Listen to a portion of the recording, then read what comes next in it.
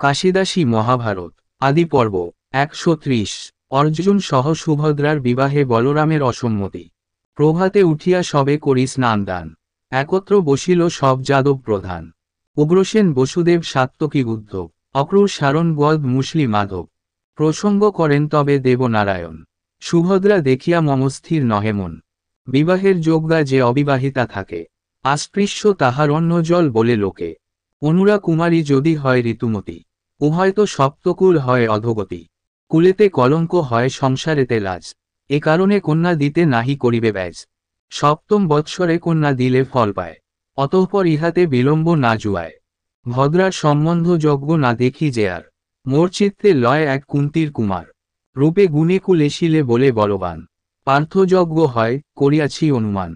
শুনি বসুদেব তাহা করেন স্বীকার, যা বলেন কৃষ্ণ চিত্তে লইল আমার। সাত্তকী বলিল, যদি কুলে ভাগ্য থাকে, তবে ত পাইবে ভদ্রা স্বামী অর্জুনকে। অর্জুন সমান যজ্ঞ না দেখি ভূতলে, ভালো ভালো বলি বলে যাদব সকলে।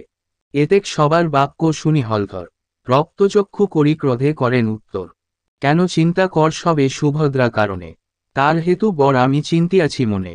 কৌরব কুলেতে শ্রেষ্ঠ রাজা দুর্যোধন, উচ্চকুল বলি হয় বিখ্যাত ভুবন। বলে জিনে মত্ত 10 সহস্র বারণ, রূপেতে কন্দর্প জিনে, ধনে বৈশ্রবণ। অর্জুনের শতাংশ না গুণী তার গুণে, না বুঝিয়া হেন বাক্য বল কি কারণে।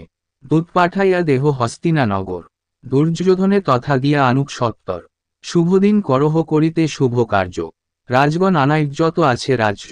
এই বাক্য যদ্যপি বলেন হলধর, অধিমুখ হইয়ে কেহ না দিল উত্তর। কতক্ষণে বলরাম ডাকি দূতগণে, রাজ্যে নিমন্ত্রণ লিপি দেন জনে জনে।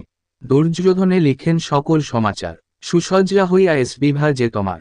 মহাভারতের কথা অমৃত লহরী, কাশিদাস কহে সাধু যায় ভবতরী।